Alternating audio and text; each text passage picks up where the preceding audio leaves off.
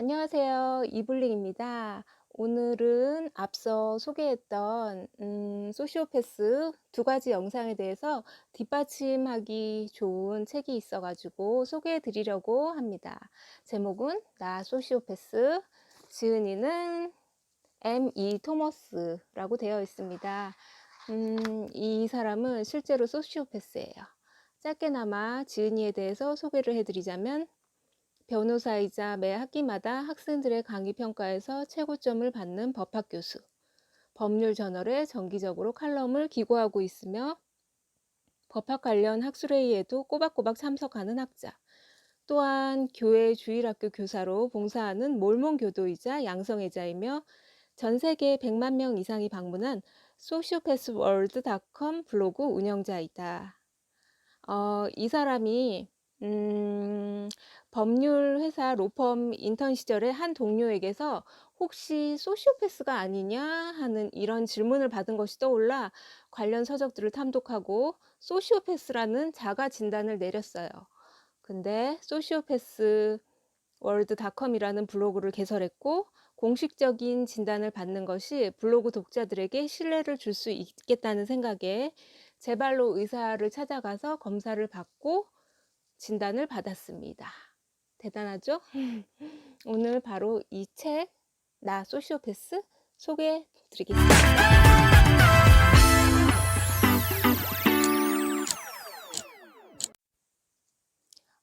여기 목차에 여러 가지 내용들이 있는데 그 중에서도 소시오패스 사랑 관련된 부분에 대해서 너무 충격을 받아가지고 그 부분을 발췌해서 읽어드리려고 합니다. 뭐 꽤 길지 않은 내용이니까는 끝까지 시청하셔도 지루하지 않을 거라고 생각됩니다. 페이지는 305페이지에 있고요. 기꺼이 즐겁게 상처를 주다라는 부분인데요. 제목부터가 충격적이지 않은가요? 시작합니다. 스릴을 즐기기 위한 게임으로 상대를 유혹할 때는 바로 그것이 문제다. 순수하고 무해하게 유혹을 시작해 한동안 관심과 애정을 향유할 수는 있지만 그러다 갑자기 상대가 실증나면 나 없이는 제대로 살 수도 없을 것 같이 의존적이고 얼이 빠져버린 사람을 처치해야 하는 문제가 남는다. 누군가를 유혹할 때 나는 보통 내가 이겼다는 사실을 깨닫자마자 목표물을 자유롭게 풀어준다. 내 논리로 보면 그것은 낚시 게임과도 같다. 게임의 재미는 오로지 물고기를 잡는 데 있지 잡고 난 다음 배를 가르고 깨끗이 씻어서 요리하는 데 있지 않다. 그러니 당연히 다시 풀어주는 게 맞지 않을까? 언젠가 다시 잡힐 수 있도록 말이다. 나는 유혹을 좀 더 수월하게 해줄 새로운 가면을 만들려고 노력한다. 사람들은 대개 내 자신감에 끌리지만 진짜 이유는 그들이 이제껏 만난 여느 사람과 달리 내게는 감칠맛 나면서도 이국적인 면이 있기 때문이다. 억양도 미묘하다. 피부는 대부분의 백인보다 까무잡잡한 편이지만 그렇다고 전혀 다른 인종이라 할 정도는 아니다. 원래 양성적인 스타일이지만 복장이 내 성격을 반영하든 말든 별로 신경 쓰지도 않을 뿐더러 내가 옷을 고르는 일도 드물다. 내가 자주 입는 하늘거리는 꽃무늬 드레스와 굽 높은 구두는 늘 유행보다 한 발 앞서 있다. 이건 전적으로 내 옷을 골라주는 일을 행복해하는 내 친구의 취향이다. 그렇지만 하늘거리고 요란한 치장 속의 나는 분명 단호하고 심지어 근육질이다. 다만 나는 정말이지 놀랍도록 가슴이 예쁘다. 나는 뭔가 얼굴뿐 아니라 숫자, 경치, 그리고 논리에 대한 미학적인 관점이 상당히 예리하다. 어쨌든 쾌락이 최고의 관심사다 보니 나는 언제나 새로운 쾌락의 원천을 찾는다. 유혹은 쌍방이 육체적 만족감을 얻는다는 점뿐 아니라 불법 거주자처럼 자기 소유가 되기 전까지 상대방 정신의 한 부분을 완전히 점유해야 하는 정신적 도전이란 점에서도 쾌락을 준다. 한 가지 조심해야 할 점은 점유한 영역이 그 가치보다 훨씬 더 큰 문제를 일으킬 수도 있다는 것이다. 모건을 처음 만났을 때 나는 그녀가 그토록 큰 골칫거리가 되리라고는 상상도 하지 못했다. 그녀는 나와 이름이 똑같았다. 그녀가 처음에 내 흥미를 끈 이유 중 90%는 이름이 같다는 것이었다. 내가 나를 사랑하는 일이 벌어질 수도 있지 않을까 하는 생각이 들었다. 내가 신참이던 로펌에서 그녀는 선임 변호사였고 확실히 유능해 보였으며 우연히 멀리서 한 번 봤는데도 아름답고 섹시했다. 우리가 처음으로 대화를 나눈 것은 금요일 오후 각자의 사무실에서 나오다가 마주쳤을 때였다. 우리는 마치 자기 입으로 털어놓지 않는 이상 서로의 범죄에 대해 입을 열지 않는 현행범들 같았다. 그때 우리는 승강기에 올라타기 위해 적어도 5분쯤 미로 같은 복도를 걸어갔고 승강기에서 내려 주차장까지 또 함께 걸었다. 이미 그녀를 흠모하고 있던 터라 나는 약간 흥분해서 쉴 새 없이 잡담을 늘어놓았다. 걱정과 달리 주차장에 이를 때까지 그녀도 서슴없이 자기 이야기를 늘어놓았다. 나는 그저 들어주었다. 경청의 힘이라니. 유혹하는데 경청만큼 효과적인 방법은 없다. 그녀의 삶은 학대적인 관계, 범죄, 성정체성 장애 등 사람들의 연약한 약점을 알고자 하는 내 욕구를 채울 만큼 충분히 흥미로웠다. 내 쪽에서 일방적이던 흠모는 급속히 쌍방의 흠모로 바뀌었다. 내 흠모는 철저히 나 자신의 나르시시즘과 처음에 숭배하던 사람의 약점을 착지하기 위한 욕망에서 비롯된 것이고, 그녀의 흠모는 그녀에게 고통을 가하는 것을 즐기는 사람에 대한 끌림이 분명했다. 모건처럼 내게 강력히 반응한 사람은 처음이었다. 나를 향한 그녀의 애착은 점점 더 깊어져 갔고 급기야 그녀의 얼굴마저 바꿔놓기 시작했다. 단호하고 야무졌던 턱은 허약한 골격만 남았고 흔들림 없던 갈색 눈동자는 어느 한 곳에 머물지 못한 채 내 눈길을 피하느라 정신없이 흔들렸다. 머리숱도 점점 줄어드는 것 같았다. 신기한 것은 그런 그녀가 일을 할 때만큼은 유능하고 자신감이 넘쳤다는 점이다. 판사나 배심원을 상대할 때는 냉정을 잃지 않는 강인한 사람처럼 보였다. 직장에서 모건은 한마디로 내가 그토록 열망하는 사회적 권력을 쥔 사람이었다. 특히 그녀가 어렵게 획득한 다른 사람들로부터 존경을 받는다는 점은 여러모로 내가 모방하고 싶은 것이었다. 처음에는 내가 그녀를 제압하고 있다는 걸 즐겁게 음미했다. 그녀의 목소리가 갈라지거나 입술에서 터무니없는 말이 튀어나올 때마다 나는 쾌락에 빠졌다. 그런 순간에는 나도 모르게 숨이 멎고 눈이 반쯤 감겼다.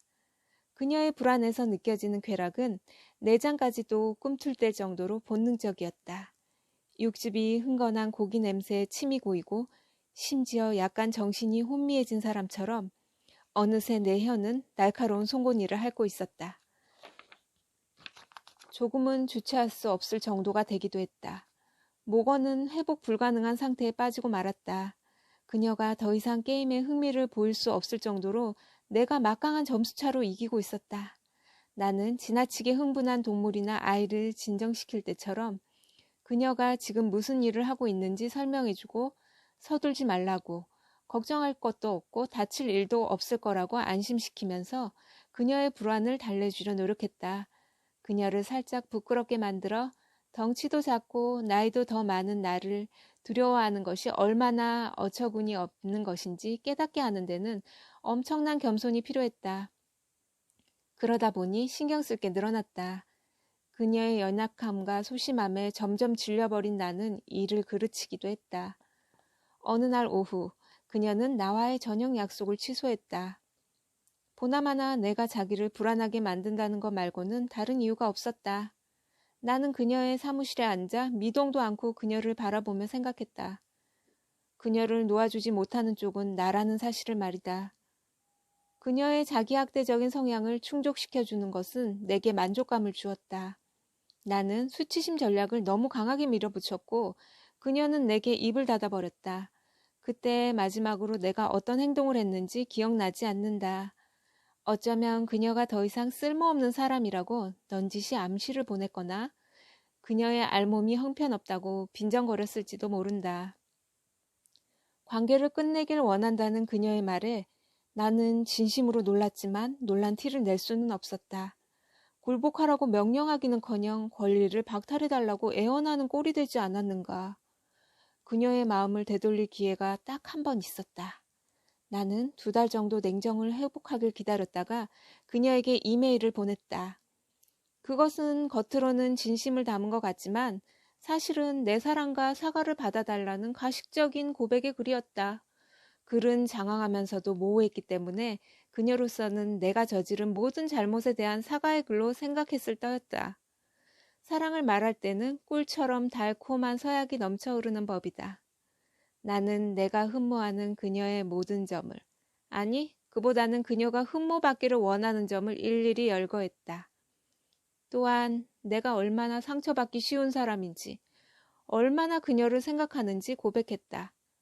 사실은 그녀를 되찾아야 할 잃어버린 물건쯤으로 생각한 것이지만 하여튼 그녀를 매일 생각한 것은 맞다. 이메일에서 나는 몇 번이나 그녀에게 사랑을 말하면서 과거 시제로 쓰는 것을 잊지 않았다. 그녀 자신도 모르는 어떤 것에 대해 후회하게 해주고 싶었기 때문이다.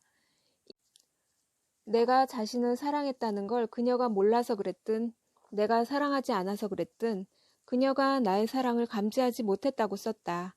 끝으로 나는 그녀가 내게 상실감을 안겨주었고 버림받은 기분이 든다는 불안을 가장한 가벼운 비난의 말을 몇 마디 던졌다.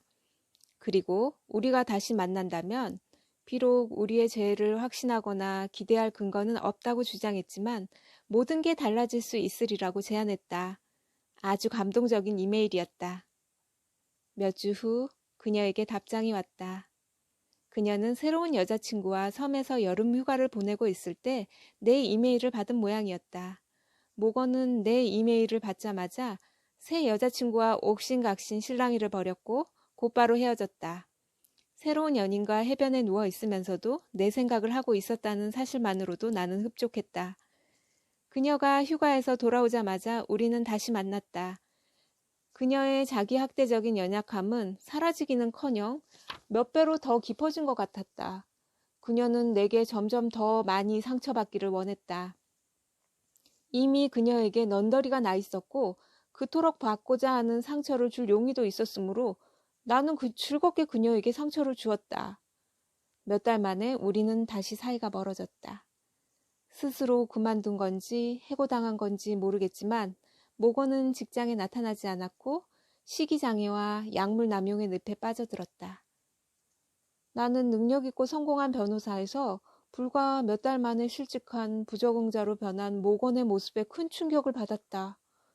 그녀가 아직 살아있는 것마저도 의심스러울 정도다. 그러나 그 극단적인 파멸이 전적으로 내 책임이라고 생각하지는 않는다. 학대받고 싶어하는 그녀의 욕망에 비춰보면 그것은 필연적인 결과였다. 그녀는 여러 번 자살을 시도했다.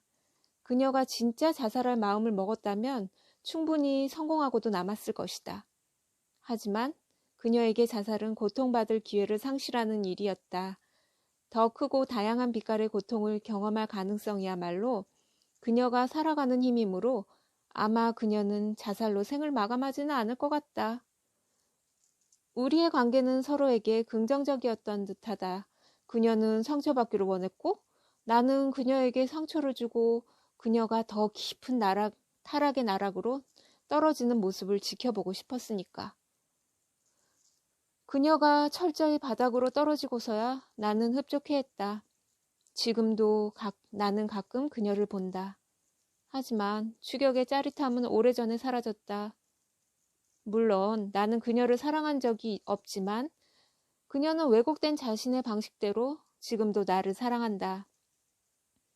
나는 그녀가 두렵고 부끄러워서 다른 모든 사람에게 숨기고 있는 욕구와 욕망을 이해한다고, 그녀에 대해 모든 것을 알고 있으며 그것 때문에 전혀 놀라지 않는다고 말했다. 그건 거짓이 아니다.